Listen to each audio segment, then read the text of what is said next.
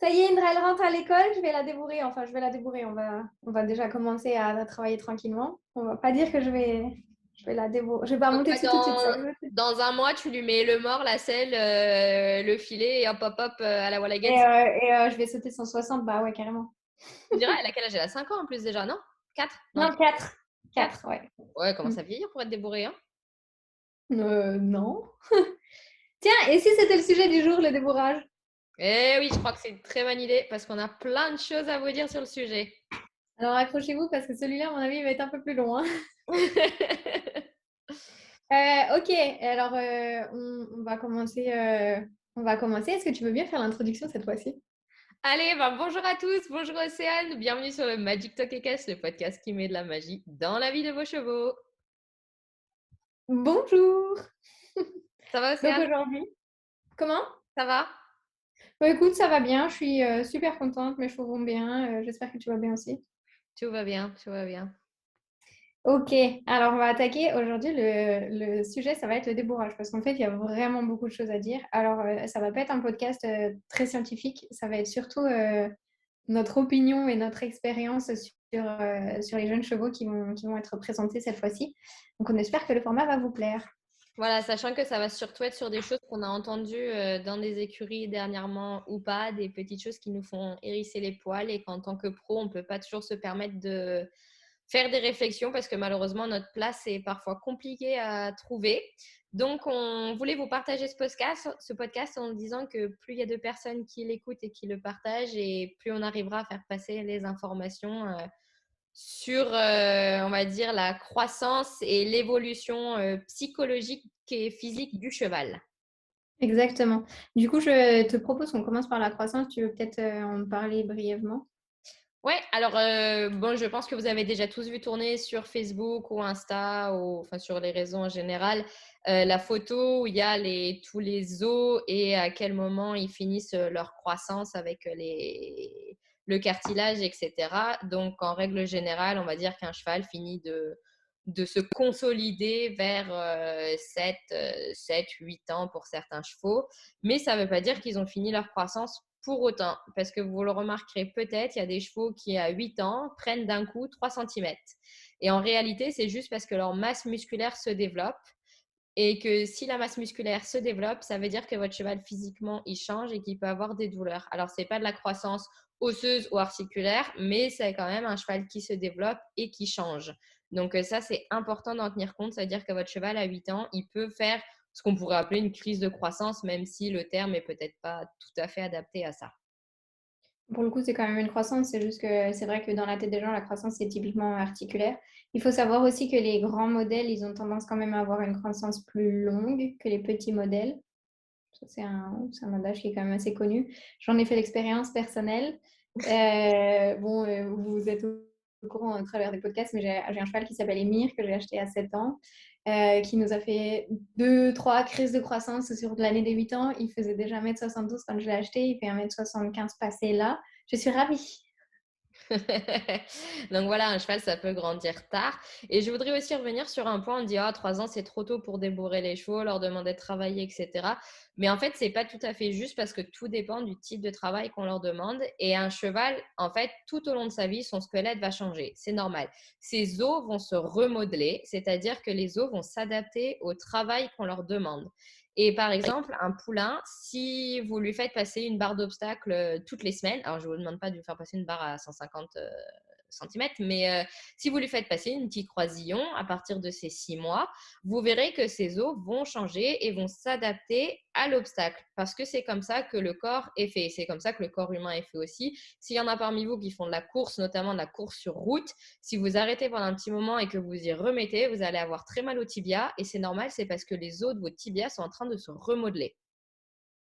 Exactement. Et aussi, il faut prendre en compte pas mal de choses, notamment, après, on parle de faire des activités, mais c'est aussi la régularité des activités parce que souvent, le débourrage, et la plupart des gens on se dit, OK, on va faire du travail intensif pendant tant de temps et après on arrête, ou alors on va commencer le travail et du coup, on en fait sur du super long terme et il n'y a pas de pause, entre guillemets, ou pas de choses comme ça. Donc, le corps est perpétuellement en train de changer à partir du moment où, enfin, jusqu'à toute leur vie, mais on va dire que la période de croissance est quand même une période très intense de changement pour les chevaux. Et on n'est pas toujours à suivre les temps où c'est douloureux pour eux, où enfin, c'est vraiment compliqué aussi il faut réfléchir un petit peu à s'adapter mieux, je pense, au cycle de croissance, quoi. Tout à fait. Et aussi que le mental aussi, parce que très souvent, les chevaux, à 3 ans, on les sort du pré, on les enferme au box, on les prend, on les fait travailler. Mais en fait, on leur demande d'apprendre un énorme nombre d'informations d'un coup. Alors que si, par exemple, à 2 ans, on fait un pré-débourrage où on apprend juste les codes au cheval, sachant qu'évidemment, quand ils sont poulains, il faudrait déjà leur apprendre à marcher au licol, à donner les pieds, à être manipulés, etc. Mais si à 2 ans, on leur apprend les codes de la longe, du travail à pied, c'est déjà des informations qui sont acquises. C'est comme vous, si votre enfant, il a 4, 5 ans, allez, 6 ans, on va dire, il va au CP, et qu'à 6 ans, en fait, il savait ni parler, ni écrire, non, il ne sait pas encore, mais qu'il savait ni parler, ni marcher, et qu'à 6 ans, d'un coup, vous l'envoyez à l'école et vous lui direz, demain, tu m'écris une rédaction, tu me chantes une chanson et tu me cours un marathon. Votre gamin, il va être complètement perdu. C'est impossible. Mais en fait, réfléchissez, c'est exactement ça qu'à 3 ans, on demande un cheval au débourrage qui n'a jamais rien fait de sa vie. Surtout qu'à 3 ans, le taux de concentration d'un cheval, il est quand même très court. Il est beaucoup plus court que le taux de concentration d'un cheval à l'âge adulte. Donc, on demande des choses très difficiles et très intenses, alors qu'ils ont le taux de concentration d'un poisson rouge, quoi. Donc, c'est pas... Puis, c'est pas fait dans l'amusement, c'est pas fait dans le fun, alors que c'est quand même des choses qu'ils ont besoin à cet âge-là encore. Ils sont très sur l'axe du jeu. C'est comme ça qu'ils apprennent, à 3 ans en tout cas. Donc, c'est vrai que c'est pas très cohérent par rapport au fonctionnement des chevaux en général, la manière dont on apporte les choses.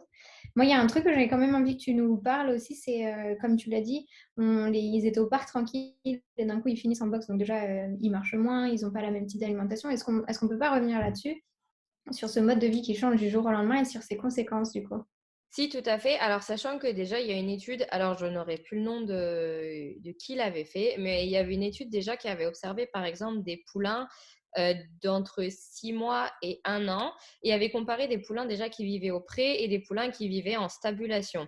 Et ils avaient trouvé que les poulains qui vivaient au pré, qui donc pouvaient marcher, galoper, jouer, etc., avaient des os beaucoup plus solides et avaient beaucoup moins de problèmes de tendinite que des poulains qui vivaient en stabulation. Parce que la stabulation, c'est un mode de vie quand même avec une mobilité réduite et du coup, ça entraîne une déminéralisation osseuse. Donc, imaginez si votre poulain vient de naître et déjà, il commence sa vie avec une déminéralisation. C'est quand même assez dramatique, je trouve, sachant que ce poulain, il ira peut-être au paddock qu'à 1 an, mais c'est pas pour ça que ça va se reminéraliser, parce que s'il part de loin avec des carences et qu'en plus son corps doit puiser dans les réserves pour pouvoir grandir, eh ben on va se retrouver avec un réel problème qui ressortira plus tard. Il faut penser aussi à la mère, hein. Est-ce que la mère, elle est suffisamment supplétée pendant la gestation? Quel était son mode de vie pendant la gestation? Ça aussi, c'est une influence quand même derrière. Donc, effectivement, on peut partir en déficit bien sévère déjà à la base, hein. C'est ça, exactement. Bon, là, on part un peu dans la nutrition, donc on va arrêter parce qu'on commence à s'éloigner de notre sujet. Mais en effet, vitamines, minéraux, oméga 3, on sait que si la mère, elle en manque, le poulain en manque. Et déjà, il va mal débuter sa vie parce qu'il aura des problèmes de croissance et de l'arthrose précoce. Mais du coup, pour en revenir au mode de vie, en effet, très souvent, les chevaux, ils sont au pré. On s'en occupe pas vraiment dans beaucoup d'élevages parce qu'ils ont beaucoup de chevaux et qu'ils ne peuvent pas s'occuper de tout le monde. C'est pas possible. Et les chevaux sont juste rentrés à 3 ans, on les manipule à peine et hop, on commence le débourrage. Et là, On c'est les vrai met que dans un camion, on les emmène dans une écurie qu'ils connaissent pas, on les enferme dans un box avec plein de chevaux, on leur fait mettre des gens qu'ils n'ont jamais vus dans leur vie. Enfin, c'est quand même un peu hard, hein. c'est traumatisant, c'est ça. C'est comme si Mm. vous, on vous apprenait à vivre dehors dans une maison avec un jardin où vous êtes tranquille, paisible, à siroter des cocktails et manger du chocolat. Et que Être toute la journée tranquille, avec, voilà, vous faites ce que vous voulez quand vous voulez, à l'heure où vous voulez. c'est Et il y a ça, des et que d'un cinglés qui débarquent en hurlant, qui vous chopent, qui vous habillent, qui vous mettent dans une bagnole et qui vont vous enfermer dans une toute petite boîte. C'est ça, ça s'appelle du kidnapping. Ben voilà, on parle pas de la même chose pour les chevaux, mais je pense qu'on pourrait, on pourrait en parler. J'ai vu une connerie sur Internet qui disait qu'en fait, les stages et les débourrages, c'était des kidnappings mignons. Je trouve ça rigolo parce que Ah ça, bah ça oui, colle quand même. exactement, tu vois, j'avais pas vu, mais tout à fait. Et on les prend à la mer et on leur dit ouais, toi, tu vas être pour moi, tu vas être avec moi pour la vie. Yeah! C'est un kidnapping mignon, ils ont raison, hein. Si on les garde pour la vie, mais c'est rarement le cas quand même. Bah, surtout les éleveurs, en général, c'est quand même leur but de les vendre et après, bon, en fonction de leur carrière, il y a à faire. Moi, j'ai juste une petite info à donner niveau articulaire, c'est pareil, hein, il n'y a rien de scientifique, mais c'est enfin, un petit peu quand même. J'ai une amie qui a fait un mémoire sur le massage chez le jeune cheval, donc elle a suivi des chevaux bébés, donc depuis qu'ils avaient une semaine. Jusqu'à là, la première tirée qu'elle a pris, là, ils ont un an, du coup. Et ben, en comparaison de ceux qui ont été massés régulièrement et ceux qui n'ont pas été massés régulièrement, bah, ça n'a rien à voir au niveau de la disponibilité musculaire des chevaux. C'est intéressant à voir. Ah oui, ça Donc, m'étonne pas du tout. Ça m'étonne pas du tout. Et les poulains, c'est hyper important, moi, je trouve, de les masser. Moi, j'ai la chance moi aussi. d'en avoir quelques-uns dans ma clientèle. Et c'est vrai qu'on voit la différence sur la croissance et tout ça. Un cheval qui est en croissance, en général, il a d'énormes contractures au niveau du Ouais, garrot, hein. c'est compliqué, hein. C'est ça, hein. Ils ont les fesses 2 fois plus hautes que le garrot, etc. Donc, il faut en prendre soin. Et c'est justement ça dont on va vous parler prochainement. Dentiste, ostéo, massage. Océane, je te laisse Je parler. vais juste rajouter mon expérience perso avec Indra qui donc a pris 4 ans, enfin va prendre 4 ans bientôt, hein. Elle a 4 ans fin mars. Moi, je l'ai fait masser depuis qu'elle est toute petite et effectivement, à chaque fois que je l'ai fait masser, juste derrière, elle a pu sortir une poussée de croissance, tu vois. Donc, Oui, parce qu'elle c'est se sentait plus libre dans son corps. exactement. Donc ça, c'est quand même, enfin, c'est pas déconnant, quoi. C'est des faits qui fonctionnent, ça c'est clair. Alors oui, on va parler de la suite là, donc notamment de la dentition, parce que quand même les dents des chevaux, ça pique, ça pousse tout le temps, ça change beaucoup, donc ça crée des tensions partout. Et après, on met du matériel là-dessus qui n'est pas adapté et qui renforce les problèmes. Yay! Tout à fait. Et c'est pas parce qu'un cheval il a 3 ans qu'il travaille pas qu'il faut pas lui montrer les dents parce qu'il peut avoir des pathologies dentaires. Alors ça, ni Océane ni moi sommes spécialisés dans la bouche, donc on va pas vraiment s'attarder là-dessus. Mais il peut avoir des problèmes avec ses dents de lait qui ne tombent pas, par exemple, ou des autres pathologies bucco-dentaires. Et c'est hyper important de montrer votre poulain ou votre jeune cheval à un dentiste, même si le dentiste ne fait que ouvrir la bouche et regarder si tout va bien. Exactement, il faut penser aussi qu'il y a plein de professionnels qui ne font voir le dentiste qu'à partir du moment où les chevaux sont débourrés, alors que c'est complètement un non-sens parce que s'il y a des pathologies dentaires et qu'on met un mort dans la bouche, ben, ça va être très inconfortable pour le cheval. Donc c'est là qu'on va avoir des chevaux qui vont avoir des problèmes de comportement et on va mettre ça sur c'est les chevaux en tourbillon. Et non, c'est les chevaux qui ont mal. Exactement. Et du coup, on va enchaîner sur le mort. Alors déjà, petite info, si vous allez sur le blog de Ergo Equine de Laetitia, vous verrez, il y a un article génial sur justement les morts des jeunes chevaux. Donc ça, on vous mettra le lien en dessous du podcast. Ça vous permettra d'avoir une idée sur ce qu'il faut utiliser, ne pas utiliser, etc. Mais justement, dans le débourrage, en général, on a tendance à toujours utiliser les mêmes morts et ce n'est pas forcément bon. Non, parce qu'ils n'ont pas forcément la même cavité bucco-dentaire que tout le monde. Faut s'adapter en fonction de chaque cheval. Exactement, de la taille de sa langue, de sa bouche, de sa disponibilité, de l'emplacement de ses dents, parce que même si une bouche se ressemble, toutes les dents n'ont pas exactement la même place comme chez les humains. Il y en a qui ont des grosses bouches avec des grosses bouches avec petites dents, etc. Et le cheval, c'est plus ou moins pareil. Donc ça, c'est hyper important à prendre en compte. Tout comme le filet, mettre le même filet sur tous les chevaux au débourrage qui va venir comprimer par exemple les oreilles ou les cervicales, c'est pas forcément bon parce que vous apprenez votre cheval à travailler dans la douleur. On va parler du coup de la selle parce que ça, c'est aussi l'autre point un peu noir du débourrage, on va dire. On est généralement face à des selles qu'on met parce qu'elles sont foutues, moches, qu'elles risquent rien par rapport à nos selles super adaptées. Bien sûr, elles ne sont pas adaptées.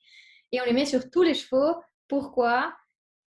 Parce Parce que que ça bah, craint rien. ça craint rien. Si jamais le cheval tombe avec, ça ne craint rien. Sauf qu'il y a peut-être déjà le cheval d'avant qui est tombé avec et qui a cassé l'arcade et que la selle, on continue de l'utiliser. Ou le cuir est dur et c'est inconfortable, ou enfin, je veux dire, voilà. Donc, quelles sont les conséquences derrière? On se retrouve avec des selles qui ne sont pas adaptées, donc on peut se retrouver avec des potentielles douleurs de la part du cheval, donc des potentielles réactions, qu'on va mettre sur le fait que c'est un jeune cheval, et donc on va penser qu'il est bête, alors qu'il n'est pas bête, il a mal. Il dit qu'il a mal. Voilà, sachant que moi je pense, et bon, j'espère que vous y retrouverez là-dedans aussi, qu'un débourrage qui est bien fait, où on prend le temps, le cheval ne devrait jamais réagir à la selle. Si vous lui Je pense apprenez, aussi. voilà, si vous lui apprenez à tolérer quelque chose sur son dos, si vous apprenez à sangler doucement en y allant en plusieurs étapes, le jour où vous mettez la selle, votre cheval n'est pas censé partir comme un fou furieux plein de balles à essayer de se jeter par terre. Il y a Il y a quelque chose que moi je travaille beaucoup énergétiquement parlant auprès des cavaliers, c'est de valider le consentement auprès du cheval, donc que chaque étape soit consentie auprès du cheval. Donc c'est-à-dire qu'une fois que le cheval va nous donner l'autorisation de, ça veut dire qu'il est prêt. Donc s'il est prêt, ça veut dire qu'il est émotionnellement, physiquement et disposé à faire l'étape supérieure. Et donc si l'étape supérieure est validée, ça veut dire que les étapes inférieures ont été réalisées et validées. Donc le consentement, c'est vraiment la chose qu'on ne prend pas du tout en considération dans un débourrage, alors que c'est la première chose qu'on devrait prendre en considération dans un débourrage. Par exemple, quand votre cheval, vous le débourrez et que 3 mois plus tard, vous pouvez toujours pas faire un montoir dans le calme, que votre cheval part pleine balle ou qu'il a peur quand vous lui montez dessus, c'est que le montoir a été appris, mais pas acquis. Et ça, c'est vraiment une grosse différence. C'est que votre cheval, oui, il sait qu'il va se faire monter dessus, mais pour lui, c'est pas OK. Il a encore pas compris que c'était sans danger, que ça lui faisait pas mal. Et ça, c'est hyper important aussi de le rassurer, de comprendre ses réactions. Pourquoi est-ce qu'il a mal? Est-ce que c'est parce que la première fois que vous l'avez monté dessus, vous aviez justement cette selle pourrie qui lui a fait super mal au dos? Est-ce que c'est parce qu'il n'était pas encore assez équilibré, il avait des problèmes de proprioception et que du coup, ben, ça l'a un peu paniqué parce qu'il n'arrivait plus à se retrouver dans son corps? Il faut vraiment réfléchir à tout ça et prendre le temps d'analyser la situation, lui dire, ben, demain, il faut qu'il soit débourré, il faut qu'il soit à la vente, cric-crac, petit coup de cravache et on y va, quoi. Surtout que l'acquisition des choses, généralement, elle part de loin. Tu vois, par exemple, souvent, on voit des jeunes chevaux qui refusent de se faire mettre le licol, par exemple. Donc déjà là, ça veut dire qu'on a déjà des problèmes d'acquisition à des bases qu'on n'a pas. Donc ça sert à rien d'essayer de faire du montoir. Si déjà le licol, c'est non, il faut déjà travailler les choses dans l'ordre. Ensuite, on va parler d'un autre sujet, si tu veux bien, sauf si tu veux rajouter quelque chose. Si c'était de la longe dont tu voulais parler, oui, ça me va. Non, je voulais parler de la maturité émotionnelle parce que ça colle avec ce qu'on vient de dire. Ah, bah alors vas-y, enchaîne là-dessus, puis on vous parlera de la longe et des longues graines après. Et des longues graines, ouais, ça marche. En fait, moi, je voulais aborder la maturité émotionnelle parce que pour le coup, moi, j'ai beaucoup, beaucoup de jeunes chevaux en accompagnement, que ce soit en com ou en soins ou en accompagnement du, de la terre à la selle. Et le jeune cheval, il a une maturité émotionnelle qui est vraiment pas facile à gérer parce qu'un jeune cheval de 7 ans peut avoir la maturité émotionnelle d'un cheval de 3 ans, comme un cheval de 3 ans pourrait avoir la maturité émotionnelle d'un cheval de 7 ans. Donc, ce cheval-là, par exemple, il va pouvoir fournir beaucoup plus de choses à comprendre beaucoup plus de choses, alors que le premier que je vous ai cité, eh ben, il n'a pas de maturité émotionnelle, donc il va falloir déjà l'aider à comprendre pourquoi et à mûrir sa maturité pour qu'ensuite il puisse acquérir des choses. Un cheval qui n'a pas de maturité émotionnelle ne peut pas comprendre ce que vous lui demandez, il va rester bloqué dans des conneries. Tu veux dire des choses, Maud? Oui, c'est tout à fait. Ben, pour comprendre, c'est comme un enfant. Tous les enfants en classe de CP qui ont 6 ans, il y en a qui vont très bien s'adapter au niveau sociabilité avec les autres élèves, d'autres qui vont pas du tout, qui vont au contraire rester dans leur coin. Il y a des élèves qui vont tout de suite comprendre que écrire, lire, etc., c'est facile. Et il y en a qui, en CE2, n'y arriveront toujours pas parce que c'est compliqué pour eux, parce qu'ils sont pas encore prêts à ça. Et en fait, le cerveau de chacun se développe de façon très particulière et unique. Et chez les chevaux, c'est la même chose. Une histoire de personnalité aussi, hein, on a déjà vu des études avec les extravertis et introvertis, mais je veux dire, on n'a pas tous les mêmes capacités cognitives, on n'a pas tous les mêmes capacités d'apprentissage. Il y a des chevaux qui marchent bien la récompense, il y a des chevaux ils marchent à valider les étapes d'après. Il faut vraiment comprendre le mode cognitif de chaque cheval pour pouvoir leur apporter ce qu'ils ont besoin. Et par rapport à l'apprentissage, justement, comment le cheval a été élevé avant que vous le débourriez ou que vous le débourrez a un gros impact sur son apprentissage. S'il a déjà appris, par exemple, les codes cheval, parce qu'il était au pré avec des amis de son âge et surtout des chevaux plus âgés. Parce que ça, c'est quelque chose qui est très important aussi. Souvent, qu'est-ce qu'on fait? On fait le sevrage de tous les poulains en même temps, on les met tous ensemble et débrouillez-vous. Bah, c'est comme si on dit, vos Aux adultes, oui, c'est ça, sans adulte. C'est comme si on dit vos enfants, à 6 ans, vous les mettez tous dans un bâtiment et vous les laissez se débrouiller ensemble. Un enfant de 6 ans, ça c'est hyper incohérent, ils n'ont pas de code, ils n'ont rien, ils savent pas fonctionner, donc ça fait des petits trous du cul, ça c'est sûr, hein. exactement. D'où l'importance d'avoir des chevaux un peu plus âgés qui vont leur apprendre les codes, qui vont surtout leur apprendre le respect. Parce que si vos chevaux, ils n'apprennent pas le respect entre eux, clairement, ils ne vont pas l'apprendre avec vous non plus parce qu'ils ne comprendront pas parce qu'ils n'ont jamais eu ces codes-là. Mm, ça c'est clair. Et en plus, il y a vraiment la communication, parce que souvent, on est dans une relation de coercition et de dominance, alors qu'en réalité, il faut être dans une relation de justesse. Pour faire comprendre quelque chose à un cheval, on a besoin de savoir comment mettre son énergie, s'il faut lui rentrer dedans, entre guillemets, sans le défoncer, je veux dire, hein, mais S'il faut lui balancer une énergie un peu forte pour lui dire non, c'est ça ce que je viens de te demander, c'est pas la même chose que d'être dans la dominance et de la coercition en disant voilà, tu fais ça et c'est tout. Non, il faut être dans un espèce de partenariat si vous voulez que le cheval il apprenne des choses parce que sinon il va pas réfléchir de lui-même. Et s'il va pas réfléchir de lui-même, il va pas proposer des solutions et du coup il peut pas créer sa personnalité, il peut pas créer sa réflexion et du coup ça va nulle part. Et justement, ça, je pense que ça va nous emmener aux longues graines et à la longe Exactement. C'est parce que exactement l'idée. voilà, parce que c'est hyper important. Souvent, on fait le débourrage, on longe, tac tac, et on monte dessus. Mais en fait, le cheval, il a eu le mort, mais il a jamais compris à quoi servait le mort. Et d'un coup, il a un cavalier sur le dos. Il faut qu'il gère le poids du cavalier, l'équilibre du cavalier, son équilibre à Les lui. tensions du cavalier, parce que le cavalier s'attend à ce que le cheval il fasse le bordel, donc il est tendu de la tête aux pieds, donc ça n'aide pas le jeune à le faire à se détendre. Voilà. Et en plus, on lui tire sur le mort. Il faut que le cheval, d'un coup, sans qu'on lui explique, il comprenne qu'il faut aller à droite, à gauche et s'arrêter.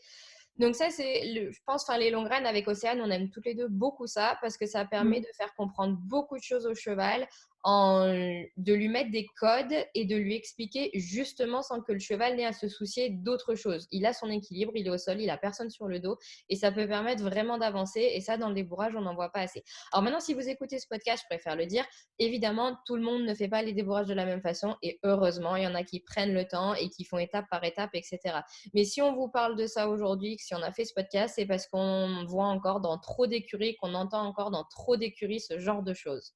Alors attends, on a les professionnels qui vont nous dire bah oui, mais bon, on a 80 chevaux à débourrer par saison. Bah ouais, mais ça n'empêche que la nature de ces chevaux-là, ils vont quand même besoin d'être respectés. Il va falloir que les chevaux ils acquièrent, enfin, ils acquièrent, bon, bref, vous avez compris l'idée, de certaines choses. Et les longues graines, ça leur permet d'avoir des phases d'acquisition de plein de choses avant que le cavalier vienne interférer. Donc c'est vachement intéressant aussi. Exactement. Moi, je suis tout à fait d'accord avec ça. Est-ce qu'on a autre chose à rajouter sur le débourrage? Ouais, on a quand même encore pas mal de choses à voir. On va parler de la crise d'adolescence si tu veux bien. Ouais, et bah vas-y, je te laisse en parler parce que c'est plus ton domaine. Ouais, alors du coup, moi je vais vous parler de la crise d'ado parce que j'entends encore maintenant beaucoup de gens qui parlent de chevaux qui font leur crise d'adolescence, sauf qu'en fait, leur crise d'adolescence, c'est généralement les chevaux qui disent qu'ils sont inconfortables, qu'ils sont pas bien, qu'ils sont ci, qu'ils sont ça. Et souvent, c'est lié au fait qu'il faut penser quand même qu'entre 5 et 7 ans, et c'est une grosse période d'évolution pour eux. Notamment au niveau des juments, les juments, elles commencent à vraiment créer leur personnalité de dame, elles ont les hormones qui se mettent vraiment très fort en place. Entre 5 et 6, c'est vraiment une période charnière pour les chevaux. Et c'est généralement vers l'âge où on a une pseudo-crise d'adolescence. Hein. C'est là où les chevaux ils prennent de la maturité, ils prennent aussi la possibilité de dire non, ils ont un peu plus compris ce qu'on est en train de leur raconter. Donc, c'est pas du tout une crise d'adolescence, c'est juste le cheval qui se positionne en disant là, c'est pas OK pour moi. Donc, il faudrait savoir écouter le cheval et pouvoir comprendre quel est le problème derrière la réaction et pas est-ce que c'est parce qu'il n'a pas validé des étapes avant, est-ce que c'est parce qu'il n'a pas son consentement, est-ce que c'est parce qu'il vit une période difficile, est-ce que c'est parce qu'il a mal quelque part, enfin, il y a pas mal de choses qu'il faut qu'on remette au goût du jour et qu'on comprenne qu'un cheval, il ne va pas faire le bordel juste pour faire le bordel en fait. Ouais, et ça m'emmène un peu à la phrase que j'ai entendue encore la semaine dernière dans une écurie où quelqu'un a dit: Ah, bah celui-ci, heureusement que je ne l'ai pas eu au débourrage, hein. Et en fait, c'est là où on se rend compte que le débourrage a Et clairement. vice-versa. Et ouais, et vice-versa, mais je ne l'ai pas dit. Non, mais je veux dire, c'est là où on se rend compte qu'il y a eu des débourrages qui ont été ratés, clairement, on peut le dire. Si votre cheval a 10 ans, parce que ça, c'était un cheval, je crois, qui avait déjà entre 8 et 10 ans. Si votre cheval a 10 ans, vous avez cette phrase qui vous vient à l'idée, bah, dites-vous qu'il y a une étape qui a été ratée et qu'il faut peut-être la reprendre à zéro. C'est pas parce que votre cheval, il saute déjà 120, 140 ou qu'il fait du prix Saint-Georges que lui remettre les choses au clair à la longe en longue graine n'est pas utile. S'il a raté une étape qu'il a mal acquise, eh ben, il faut lui réapprendre et c'est tout. C'est pareil, il y a des chevaux qui n'ont pas non plus la maturité émotionnelle, encore une fois, de faire ce qu'on leur demande en termes de cycle jeunes chevaux, que ce soit en CSO ou en dressage. À l'âge qu'ils ont, il y en a qui ont besoin de plus de temps. Il y en a qui vont être des flèches dès 3 ans, mais il y en a qui ont besoin de beaucoup plus de temps et qui seront prêts qu'à 9-10 ans. Donc ça Ouais. aussi, il faut savoir écouter ça. Et j'aimerais aussi juste parler des barres au sol, parce que moi je suis une fan des barres au sol, et au débourrage, on a tendance à les oublier un petit peu, et notamment sur les chevaux de dressage. Alors non, ce n'est pas tous les cavaliers de dressage, encore une fois, mais il y a beaucoup de chevaux de dressage qui n'ont jamais vu de barres au sol dans leur vie, ou des chevaux d'obstacle qui sautent 120, mais qui sont incapables de passer des barres au sol. Et ça, j'ai encore eu le cas il n'y a pas longtemps dans une écurie, où j'ai demandé à la propriétaire de faire des barres au sol avec son cheval pour remuscler certains muscles, et elle m'a dit, bah je peux pas, à la longe, il est fou furieux sur les barres au sol. Bah ça, c'est une étape du débourrage où de l'éducation qui, pour moi, a été Mmh. ratée. Si votre cheval n'est pas capable de faire des barres au sol, logiquement, il ne doit pas être capable de sauter 120. C'est pas normal qu'il y ait cette étape qui soit ratée. Ouais, ça, c'est clair et on va parler aussi de tout ce qui est hormonaux parce que les juments, elles ont quand même des gros changements hormonaux au cours de la partie débourrage, la partie, premières années de vie et on a aussi les chevaux qu'on castre à 2-3 ans. Généralement qu'on castre aussi en plein débourrage, donc ça nous crée des problèmes derrière, parce que du coup, il y a pas il y a pas de récupération corporelle du changement que ça va créer pour le cheval. Enfin, c'est compliqué quand même, hein. Oui, surtout si votre cheval, vous le débourrez, vous montez, puis vous dites, ah bah il est trop chaud, je vais le castrer. Et après, il est castré, vous reprenez le boulot enfin, comme si de rien n'était. Mais en fait, il faut vous dire que la castration, ça crée des gros changements physiques et physiologiques pour votre cheval et qu'il n'est pas forcément prêt à reprendre le travail là où vous vous étiez arrêté, en fait. Exactement, ça va changer peut-être, tout son schéma corporel. Après ça dépend, mais ouais, c'est vraiment quelque chose à prendre en compte. Heu, du coup, pour résumer, il y a quand même quelque chose qui est important à prendre en considération, c'est donc le cheval lui-même, son consentement, de prendre le temps vraiment de faire les choses. Peut-être qu'il y a un cheval qui va vous prendre 5 minutes et un autre qui va vous prendre 3 heures. Bah, malheureusement, il faudra prendre les 5 minutes avec celui qui vous prend 5 minutes et 3 heures avec celui qui vous prend 3 heures. Parce que si vous prenez 3 heures avec celui qui a déjà tout compris en 5 minutes, vous allez le saouler et si vous prenez 5 minutes avec celui qui a besoin de 3 heures, ben, vous allez le saouler aussi. Donc, faites attention aux étapes de croissance, à la maturité. Prenez bien en considération qu'on change quand même beaucoup de choses pour eux et accompagnez-les bien au niveau du matériel, l'alimentation et tout ça. Est-ce que tu as envie de rajouter des choses? Non, je crois qu'on en a déjà assez dit. Ok, super. On espère que le podcast vous a plu. N'hésitez pas à rebondir là-dessus, à le partager à tout le monde et à nous rejoindre sur nos plateformes de réseau et nos nouvelles plateformes d'écoute. Lesquelles, Maud? Deezer, Spotify, Apple Podcast et PodCloud. On est sur Yay! On vous attend. Et voilà, on tient à préciser que ce podcast n'est pas visé, ne vise pas tout le monde évidemment. Heureusement, il y a des gens qui font des super débourrages, qui prennent le temps avec les poulains, avec leurs chevaux, etc.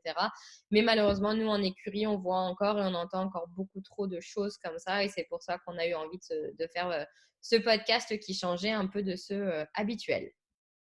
Exactement. Et on vous remercie de nous avoir écoutés. On vous dit à tout bientôt et on vous souhaite une excellente journée ou soirée en fonction de l'heure à laquelle vous nous écoutez. À bientôt!